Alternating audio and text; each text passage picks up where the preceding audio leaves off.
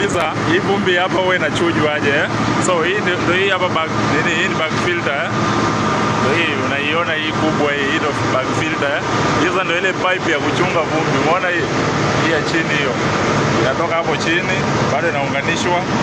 Ikishatoka hapo inakuja vumbi inakuja inaingia hapo, unaona vumbi kishaingia pale inateremshwa, unaona vumbi inateremshwa hapa chini.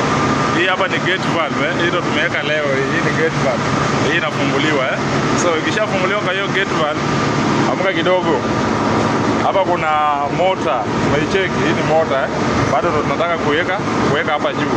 So ile vumbi inakuja inaingia kwa hii mota, unaona hii mota itakuwa inazunguka.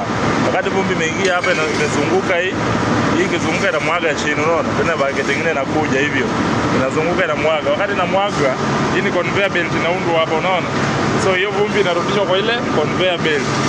Sio kama tumeelewana hapo. Hii conveyor belt hapa inataka kuwekwa Sasa inapigwa alignment. Hii waya ndio tunatumia kupiga alignment hapo, umekaona ndio kale kameenda huko mbele. Hebu spot bas huko mbele huko ndo conveyor belt inaenda.